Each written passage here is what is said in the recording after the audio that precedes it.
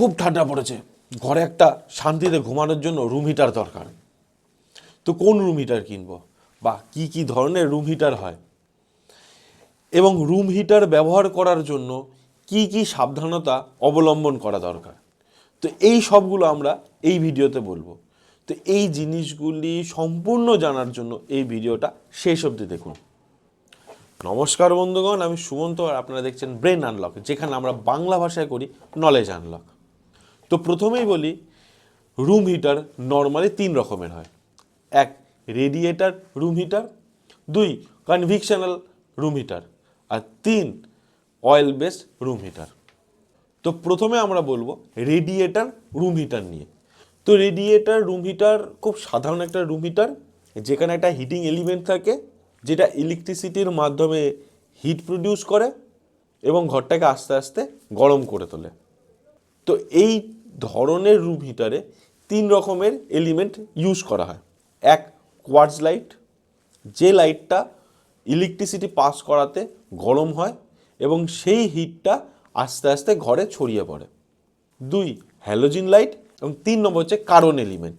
এই তিনটে মেটেরিয়ালের ক্ষেত্রেই এই মেটেরিয়ালগুলো বা লাইটগুলো হিট হয় থ্রু ইলেকট্রিসিটি এবং সেখান থেকে হিট প্রডিউস করে, সেই হিটটা আস্তে আস্তে ঘরের মধ্যে ছড়িয়ে পড়ে। তবে একটা জিনিস আপনাদের মনে রাখতে হবে, কোনো রুম হিটারই অন করার সঙ্গে সঙ্গে পুরো রুমটাকে হিট আপ করতে পারে না।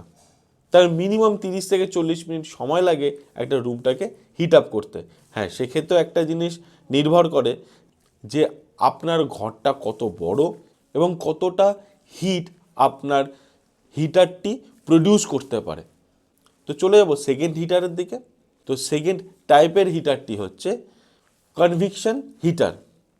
নর্মালি এইখানেও একটা হিটিং এলিমেন্ট থাকে এবং হিটিং এলিমেন্টের সাথে একটা ফ্যান থাকে, যেই ফ্যানটা ঘুরে হিটিং এলিমেন্ট থেকে যে হিটটা প্রডিউস হয় সেই হিটটাকে ঘরের মধ্যে সার্কুলেট করে। তো রেডিয়েটার হিটারের থেকে কনভেকশন হিটার অনেক বেশি ফাস্ট ঘরটাকে হিট আপ করতে পারে। কনভেকশন হিটারে দু রকমের হিটিং এলিমেন্ট থাকে। এক, মাইকা ইনসুলেটর। আর দুই, পিটিসি এলিমেন্ট। তো রেডিয়েটার হিটার এবং কনভেকশন হিটার দুটো একই প্রসেসে কাজ করে। এই দুটির ক্ষেত্রেই একটা হিটিং এলিমেন্ট থাকে। এই রেডিয়েটার হিটারের ক্ষেত্রে কোনো ফ্যান থাকে না। তো ওই যে হিটিং এলিমেন্টটা হিট হবে, তো আস্তে আস্তে সে তার সংস্পর্শে যে হাওয়াটি আসবে বা যে বায়ুটি আসবে সেটাকে গরম করবে, করতে করতে সে রুমটাকে পুরোটাকে গরম করবে। সেকেন্ড, কনভেকশন হিটারটা কি না, এখানে একটা হিটিং এলিমেন্ট আছে যেটা হিট হবে এবং সেই হিটটা ব্লোয়ারের থ্রু, মানে ব্লোয়ারের একটা ফ্যানের থ্রু সে হাওয়া, সেই গরম হাওয়াটাকে সে ঘরের মধ্যে সার্কুলেট করবে, তাতে ঘরটা একটু ফাস্ট গরম হয়। তিন নম্বর হচ্ছে সব থেকে উন্নত মানের হিটার, অয়েল বেস হিটার। এই হিটারগুলোতে কি হয় না, এই হিটারের মধ্যে এক ধরনের তেল থাকে, যেই তেলটি ইলেকট্রিসিটির মাধ্যমে গরম হয়। তো সেই গরম তেলটি সেই হিটারের প্রত্যেকটি ফিনের মধ্যে দিয়ে ঘোরে, তার সংস্পর্শে যে বাতাসগুলো আসছে বা যে হাওয়াগুলো আসছে সেগুলো সঙ্গে সঙ্গে গরম হয়ে যায়। এবার মজার বিষয় হচ্ছে, রেডিয়েটার হিটার আর কনভেকশন হিটারের যখনই আপনি বন্ধ করে দেবেন সঙ্গে সঙ্গে ঘরটি ঠান্ডা হওয়া শুরু হয়ে যাবে। কিন্তু যখন আপনি অয়েল ফিল্ড হিটার ইউজ করছেন, সেক্ষেত্রে ওই তেলটি বা অয়েলটি অনেকটা গরম হয়ে থাকে এবং আপনার হিটারটি বন্ধ করার পরেও ঘরটা ভালোই গরম থাকে, অনেকটা সময় গরম থাকে। এবার এই তিনটের মধ্যে রেডিয়েটার হিটার সব থেকে কম দাম, যেটা মোটামুটি আপনি 1000-1200 টাকার মধ্যে পেয়ে যাবেন। এরপর আসছে কনভেকশন হিটার, যেটা মোটামুটি 1600 থেকে 2000-2200 টাকার মধ্যে আপনি পেয়ে যাবেন। এবং তার থেকে অনেক বেশি দাম রয়েছে অয়েল বেস হিটারের।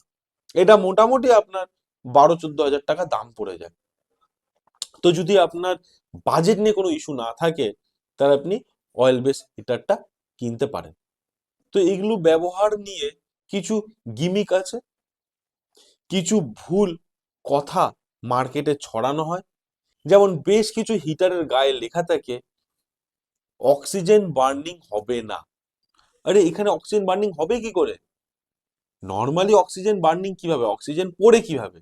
যদি আমি একটা আগুন জ্বালাই তাহলে পরে অক্সিজেন পড়ে, এখানে তো অক্সিজেন পড়ার কোনো বিষয় নেই, কারণ কোনো আগুন তো জ্বালানোই হচ্ছে না। এখানে নর্মালি কি হচ্ছে না, ইলেকট্রিসিটির মাধ্যমে একটা এলিমেন্টকে হিট করা হচ্ছে, তাতে অক্সিজেন পড়ার তো কোনো বিষয় নেই। এটা ভুলভাল বোঝানো হয় যে এই কোম্পানিটা কিনলে পরে অক্সিজেন বার্নিং হবে না, এটা কিনলে পরে হতে পারে। এটা আপনাদের বা আমাদেরকে একটা ভুলভাল জিনিস বোঝানো হয়। সেকেন্ড, আমরা যখন এই হিটার গুলোকে ইউজ করব, আমরা সবসময় 15 অ্যাম্পিয়ারের ওপরের প্লাগে এই হিটার গুলোকে প্লাগ ইন করব, না হলে শর্ট সার্কিট হতে পারে, যাতে করে আপনার বাড়িতে একটা বিপদ ঘটতে পারে। তো আমি বা আপনি কেউই সেটা চান না। তো প্রত্যেক কটা হিটার মোটামুটি একই রকম ওয়াট কনজাম্পশন করে থাকে, তো তাতে করে ইলেকট্রিসিটি কনজাম্পশন অলমোস্ট সেমই হয়। যদি 5টা কনভেকশন হিটার পাশাপাশি রাখা হয় এবং প্রত্যেক কটার মধ্যে দুটো মোড থাকে, একটা 1000 ওয়াট এবং একটি 2000 ওয়াটের, তো সেক্ষেত্রে প্রত্যেক কটা যদি 2000 ওয়াটেই চালানো হয়, তো সব ক্ষেত্রে সেম ইলেকট্রিসিটি ইউজ হবে। তো এইখানে ইলেকট্রিসিটি বাঁচানোর বা ইলেকট্রিসিটি কম খরচ হবে এরকম কোনো কিছু নেই। তো রুম হিটার কেনার সময় আপনার বাজেটটা নির্ধারণ করুন এবং সেই বাজেটের মধ্যে আপনার যেই রুম হিটারটা দেখতে ভালো লাগছে সেই রুম হিটারটা কিনে নিয়ে আসুন। তো আশা করি আপনাদের এই ভিডিওটি ভালো লেগেছে, ইনফরমেটিভ লেগেছে। যদি ভালো লেগে থাকে তাহলে লাইক করবেন এবং কমেন্ট বক্সে কমেন্ট করতে ভুলবেন না।